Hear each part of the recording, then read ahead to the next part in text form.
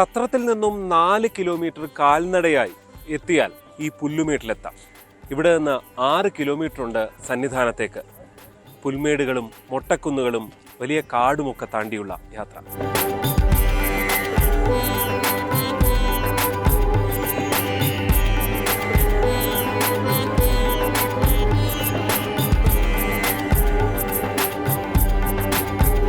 കേരളത്തിലെ ഏറ്റവും മനോഹരമായ മൊട്ടക്കുന്നുകളുടെ കേന്ദ്രം, ജൈവസമ്പത്തിന്റെ കലവറ. പെരിയാർ ടൈഗർ റിസർവിലെ ഈ മനോഹര ഇടത്തെ കണ്ടാൽ മതിയാകില്ല. ഇടയ്ക്ക് നിങ്ങൾക്ക് കാഴ്ചയായി മൃഗങ്ങളെയും കാണാം.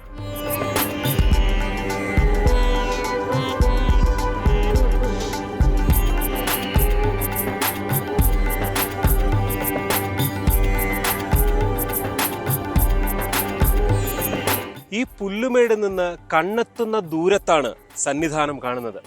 അവിടേക്കാണ് കല്ലും മുള്ളും കാലുക്കും എത്ത എന്ന ശരണമന്ത്രങ്ങളുമായി ഈ ഓരോ തീർത്ഥാടകരും അയ്യപ്പനെ തേടി പോകുന്നത്.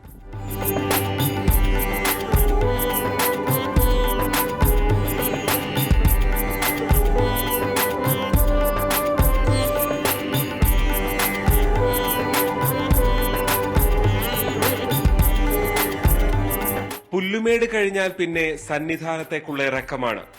നിബിഡമായ വനം, ചുറ്റും വന്യജീവികൾ എപ്പോൾ വേണമെങ്കിലും പ്രത്യക്ഷപ്പെടാം. അയ്യപ്പനെ രക്ഷകനായി സങ്കല്പിച്ചുള്ള യാത്ര.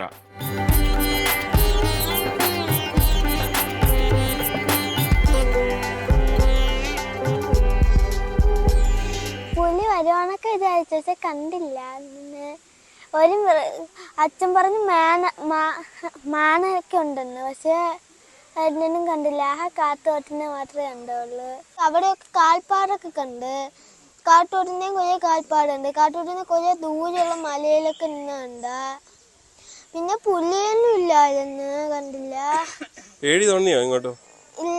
കാലിലൊക്കെ ഇതൊക്കെ കല്ലൊക്കെ കയറി കൊള്ളുകയൊക്കെ ചെയ്ത് പേടി അങ്ങനെ തോന്നിയില്ല. തേടി ഇറങ്ങുമ്പോൾ കാലിലൊക്കെ കല്ലിടിക്കുകയൊക്കെ ചെയ്തു.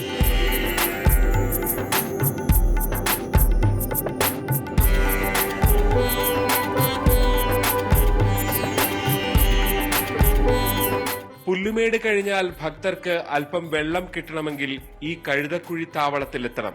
ഈ വഴിയിൽ വനം വകുപ്പിന്റെ ഒരു പ്രധാന കേന്ദ്രം ഇവിടെയാണ്.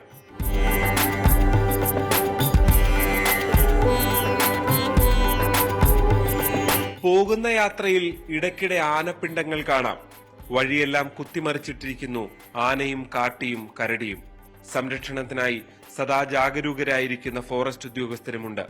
കഴിയുന്നിടത്തൊക്കെ വിശ്രമിച്ചാണ് അയ്യപ്പന്മാരുടെ ഈ മലയാത്ര.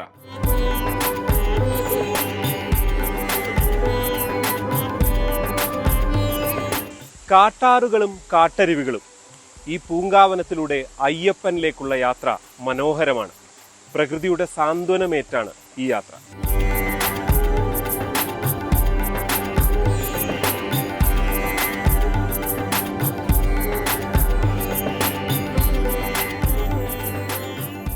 എങ്ങനെ ഉണ്ടായിരുന്നു? പൊളിയായിരുന്നു. കാട്ടിക്കൂടെ ആയതുകൊണ്ട് പൊളിയായിരുന്നു. കാലൊക്കെ പക്ഷേ സീനായി.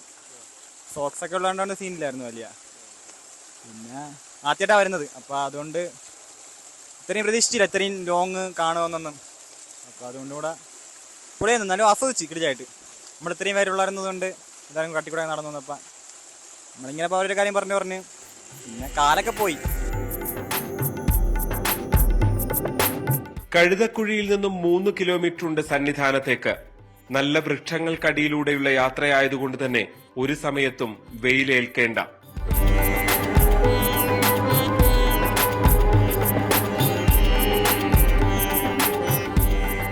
ഫീല് കൊള്ളാം. നമ്മൾ 5 വർഷമായിട്ട് ഇതിൽ തന്നെ വരുന്നത്. പിന്നെ ആനയെ കാണണമെന്ന് വെച്ചിട്ട് ആനയെ കണ്ടില്ല. പുള്ളിക്കാരൻ പറഞ്ഞു ആനയുണ്ട്, ഒരു 5 മിനിറ്റ് നേരത്തെ വരണമെന്ന് പറഞ്ഞു, പക്ഷെ കാണാൻ പറ്റിയില്ല. നമ്മൾ അത്യാവശ്യം സ്പീഡിലാണ് നടന്നത്. അല്ല, നമ്മൾ കയറിയപ്പോൾ ഒരു 8 മണിയായി. ഒരു 7:30 ആയപ്പോൾ തന്നെ എല്ലാവരും കയറ്റി വിട്ടു. നമ്മൾ പാസ് എടുത്ത് അത്രയും ക്യൂ നിന്നിട്ടാണ് നമ്മൾ കയറിയത്. 8 മണിയായപ്പോൾ കയറി. എന്നിട്ട് നമ്മൾ സ്പീഡിന് നടന്നു വരുമായിരുന്നു. മൊട്ടക്കുന്നൊക്കെ അത്യാവശ്യം സ്പീഡിന് നടന്നിട്ട് പൂങ്കാവനം എത്തിയപ്പം അത്യാവശ്യം കുറച്ചുകൂടെ നല്ല വേഗതയിൽ നടന്നു. ഇടയ്ക്ക് ഇറങ്ങിയപ്പോൾ ആന ഇറങ്ങി. ഇവിടെ നിന്ന് തിരിച്ച് കയറി പോണ ആൾ ഒരു ആന അവിടെ കണ്ടെന്നും പറഞ്ഞ് കുറച്ച് നേരം നമ്മളങ്ങനെ അവിടെ നിന്നിട്ടുണ്ടായിരുന്നു.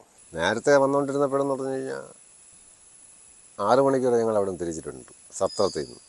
ഇപ്പോഴും സമ്മതിക്കുന്നില്ല. അത് 7 മണി കഴിഞ്ഞ് പറ്റുള്ളൂ പറഞ്ഞു. ഇന്ന് ഇറങ്ങിയത് 7:45 പാസും വെർച്വൽ ക്യൂവിൻ്റെ പാസും ഫോറസ്റ്റിൻ്റെ പാസും എല്ലാം എടുത്തിട്ടാണ് അവർ കിട്ടുന്നത്.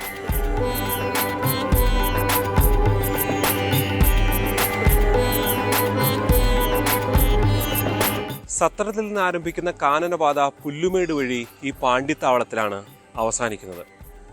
ആവശ്യക്കാർക്കൊക്കെ, ക്ഷീണമുള്ളവർക്കൊക്കെ തൊട്ടടുത്ത് ഉരൽക്കുഴി തീർത്ഥവുമുണ്ട്. അവിടെ പോയി ഒരു സ്നാനം കൂടിയാകാം.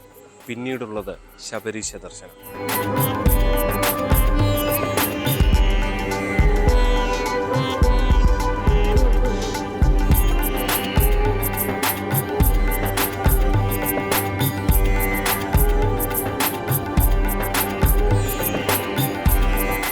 G Sreejith, news 18 Sannidhanam.